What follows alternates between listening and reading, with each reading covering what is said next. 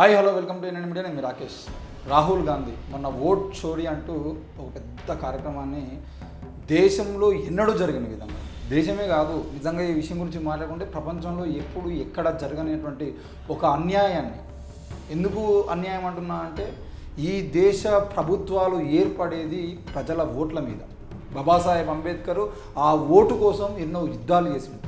అట్లాంటి ఓటు అనే ఆయుధాన్ని అత్యంత దారుణమైనటువంటి పరిస్థితికి ఇప్పటికే రాజకీయ నాయకులు మార్చేశారు.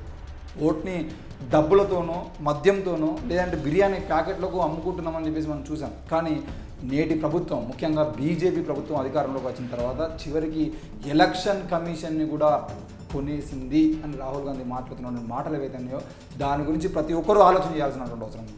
ఈరోజు అంబేద్కరిస్టులుగా, కమ్యూనిస్టులుగా, లేదంటే ఈ దేశ ప్రజాస్వామ్యం మీద నమ్మకం ఉండి దేశ ప్రజాస్వామ్యాన్ని కాపాడుకుందామని చెప్పేసి మాట్లాడుతున్నటువంటి వాళ్ళందరుగా, లేదంటే రాజ్యాంగాన్ని చేతిలో పట్టుకొని మాట్లాడేటువంటి వ్యక్తులు అందరూ కూడా ఒకతాటి మీకు రావాల్సినటువంటి అవసరం ఉంది.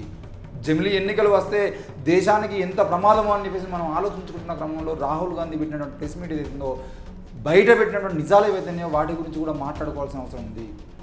ఒక్కొక్క నియోజకవర్గంలో వేల కొలది, ఒక నియోజకవర్గంలో లక్షల కొద్ది ఈరోజు ఫేక్ ఓట్లతో ఈరోజు కనబడతా ఉన్నాయి.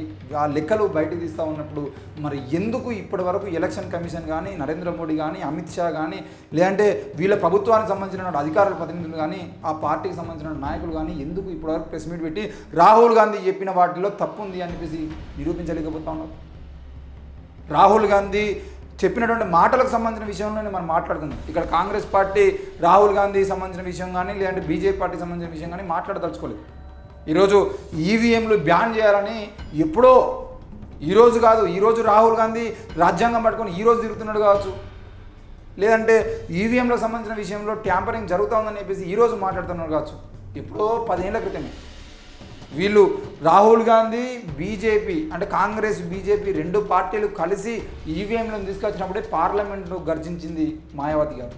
దాని తర్వాత బాంసేఫ్ వామన్ మిశ్రమ్ గారు అయితే ఈవీఎంలు హ్యాక్ చేయబడతాయి అని చెప్పేసి బల్లా గుద్ది చెప్తూ దేశవ్యాప్తంగా ఆయన చెప్పని వేదిక లేదు, ఆయన మాట్లాడిన రోజు లేదు. ఈరోజు రాహుల్ గాంధీ గారు మాట్లాడిన తర్వాత దానికి బలం చేకూరింది అంతే. మాయావతి గారి పోరాటము, వామన్ మిశ్రమ్ గారి పోరాటము, ఈరోజు ఎంతోమంది అంబేద్కరిస్టులు నిత్యం మాట్లాడుతున్నటువంటి ఈవీఎం బ్యాన్కు సంబంధించినటువంటి వేదిక అంశం మీద ఈరోజు రాహుల్ గాంధీ తీసుకొచ్చినటువంటి అంశం మరింత బలాన్ని చేకూర్చింది. ఇది ఈరోజు బీజేపీ మరి స్పందించాల్సినటువంటి సమయం. ఎందుకు బీజేపీ మౌనంగా ఉంది?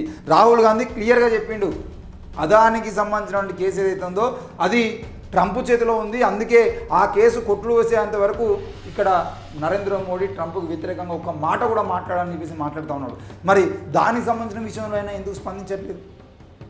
ప్రతి అంశం మీద నోటికి వచ్చినట్లు మాట్లాడేటువంటి బీజేపీ ఎంపీలు ఇప్పటివరకు రోడ్డు మీదకి వచ్చి రాహుల్ గాంధీ చెప్పింది తప్పు అని చెప్పేసి ఎందుకు నిరూపించలేకపోతా ఉన్నారు? ఉదయం లేస్తే సాయంత్రం వరకు ప్రతిరోజు వీళ్ళు ఇటలీ వాళ్ళు అసలు వీళ్ళు రాహుల్ గాంధీ ఇక్కడ కాదు, రాహుల్ గాంధీ నీ మతమేంది అని చెప్పేసి సిగ్గు లేకుండా మాట్లాడేటువంటి బీజేపీ నాయకులు ఎందుకు ఈరోజు రాహుల్ గాంధీ దేశం గురించి కదా, దేశ పరువుకు సంబంధించిన, దేశ హక్కులకు సంబంధించిన, దేశ సమానత్వానికి సంబంధించినటువంటి అన్ని అంశాలకు సంబంధించినటువంటి ఓటు హక్కు అనేది ఏదైతే ఉందో దానికి సంబంధించిన అంశాన్ని మీ ముందు తీసుకొచ్చేదంటే ఒక్కడు కూడా ఎందుకు మాట్లాడలేకపోతా ఉన్నాడు? అదే రాహుల్ గాంధీ ఏదో మసీదు గురించో, ఏ చర్చి గురించో, ఏ టెంపుల్ గురించో మాట్లాడితే మొత్తం పూనకాలు వచ్చి రోడ్ల మీదకి వచ్చేటువంటి సన్నాసులు ఎవడు ఇప్పుడు ఎందుకు బయటికి రావట్లేదు? రాహుల్ గాంధీ లేవనెత్తిన అంశం మీద ఎందుకు మాట్లాడలేదు?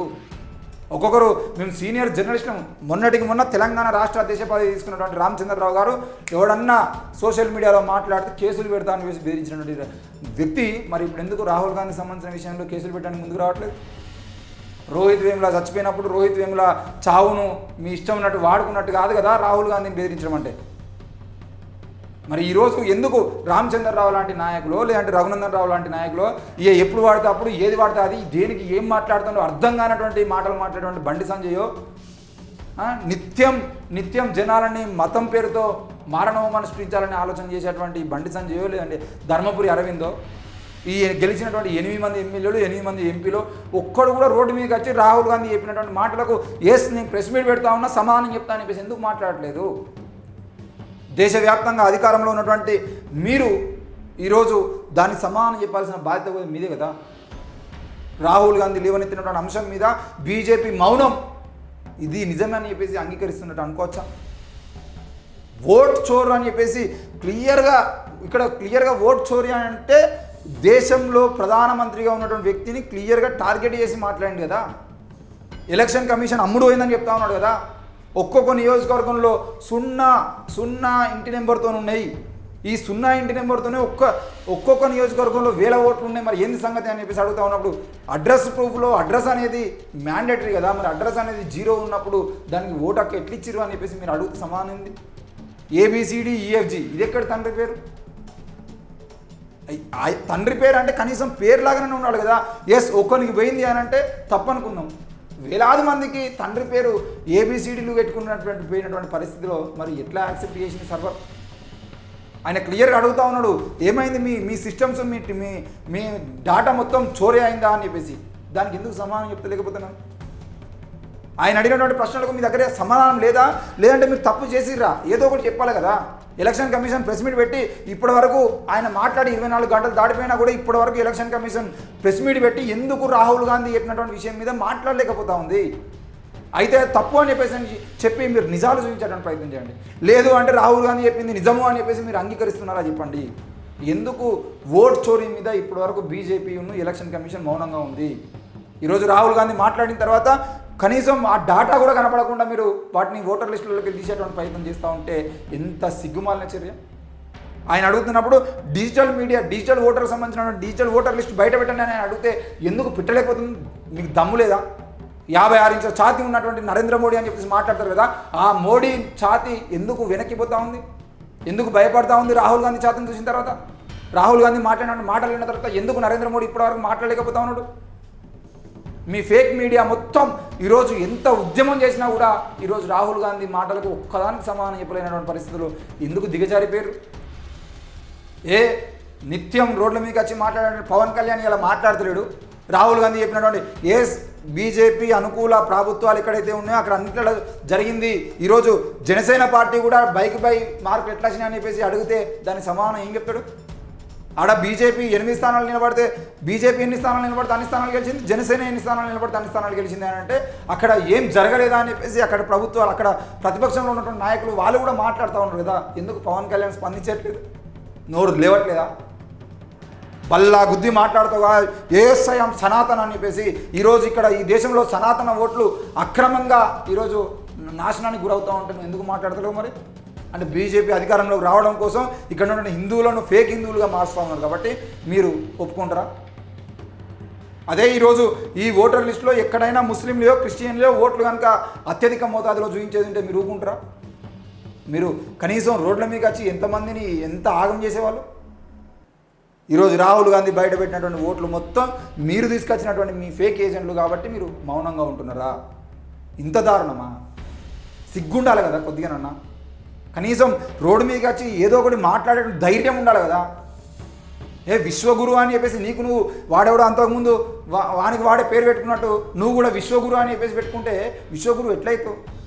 ప్రతిపక్ష నేత మాట్లాడితే సమాధానం చెప్పలేనటువంటిది మీరు విశ్వగురు అని చెప్పుకోవడానికి కనీసం ఉండాలి కదా. ఎవరన్నా మిమ్మల్ని మీ గురించి సోషల్ మీడియాలో పోస్టులు పెడితే కేసులు పెడతామని బెదిరించడం కాదు, దమ్ముంటే రామచంద్రరావుకు మేము సవాల్ విసురుతున్నాం. రాహుల్ గాంధీ మాట్లాడినటువంటి ఈ వీడియో ఏదైతుందో ఓట్ చోరీకి సంబంధించినటువంటి వీడియోని మీరు బయట పెట్టి మీరు కూడా ప్రెస్ పెట్టేటండి. మీరు కూడా రాహుల్ గాంధీ ఏ విధంగా అయితే 100 ఛానళ్ళను తీసుకొచ్చి పెద్ద వేదిక మీద చిన్న మీటింగ్ కూడా కాదు, కనీసం ఒక తెలంగాణలో అయితే రవీంద్ర భారతి లాంటి ఒక పెద్ద వేదిక మీద ఆయన మాట్లాడినట్టు మీరు కూడా రవీంద్ర భారతిలో ప్రెస్ మీట్ పెట్టి 100 ఛానళ్లను సోషల్ మీడియా ఛానళ్లను యూట్యూబ్లోను లేదంటే ఫేస్బుక్ ఎక్కడ ఏమేమి మీడియా ఛానళ్ళు టాప్గా ఉన్నాయి వాళ్ళందరినీ పిలిచి మీరు కూర్చొని మాట్లాడిన దమ్ముంటే రాహుల్ గాంధీ బయట పెట్టిన నిజాల గురించి ప్రెస్ మీట్ పెట్టండి. మీరు అవన్నీ అబద్ధమని లేదంటే కేసు పెట్టండి సుప్రీంకోర్టులో.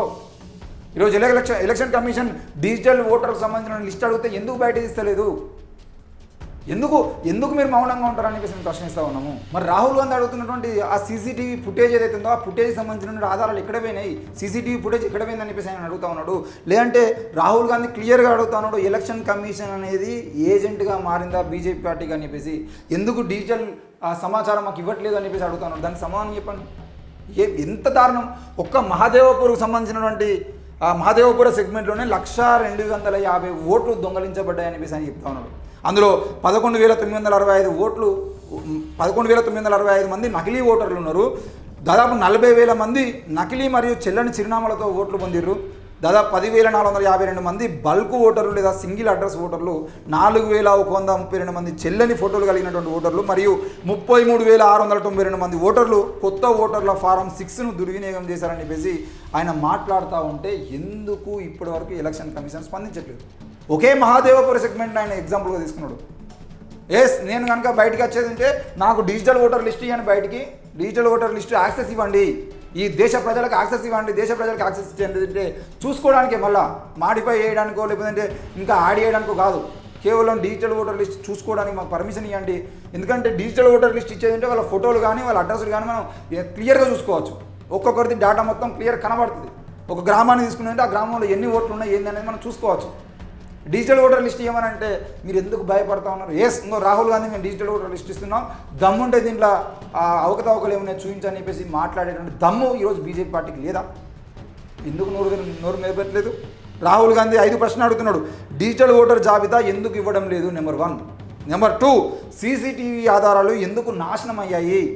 నెంబర్ 3, నకిలీ ఓటర్ల జాబితా ఎందుకు తారుమారైంది? నెంబర్ 4, ప్రతిపక్ష నేతలను మీరు ఎందుకు భయపట్టిస్తున్నారు, బెదిరిస్తున్నారు? నెంబర్ 5, బీజేపీకి ఎన్నికల సంఘం ఏజెంట్గా మారిందా?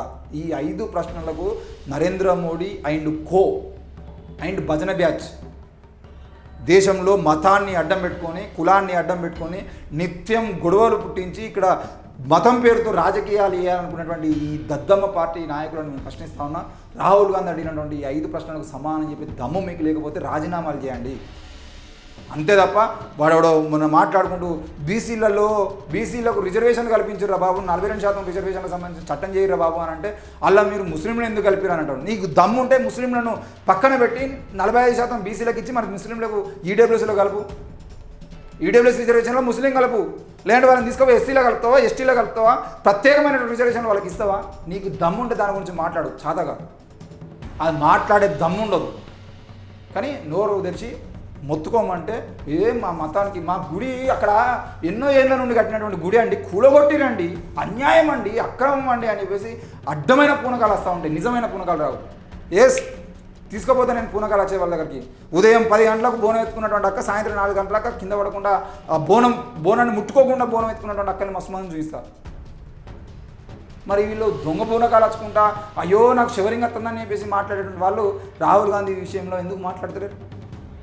ఓట్లకు సంబంధించి అంటే మీకు రాజకీయాలు రావు, కేవలం మతం పేరుతో రాజకీయం చేసి రావచ్చు. కాబట్టి అక్కడ ఎక్కడన్నా గుడి కాడ ఏమన్నా చిన్న సంఘటన జరిగిన ఉరుగుడు, ఆడ బెదిరించుడు, అయ్యో అయ్యో అయ్యో అయ్యో అని ఏడ్చుడు, ఆ ఏడ్చిన తర్వాత జనాలందరినీ పిచ్చోళ్ళని చేసుడు. కనీసం అక్కడ నివసించేటువంటి వాళ్ళకి ఇండ్ల కోసం కానీ వాళ్ళ జీవితాల గురించి కానీ ఏనాడు మాట్లాడినటువంటి ఈరోజు మాట్లాడినటువంటి నాయకులు తెలంగాణలో కూడా లేరు.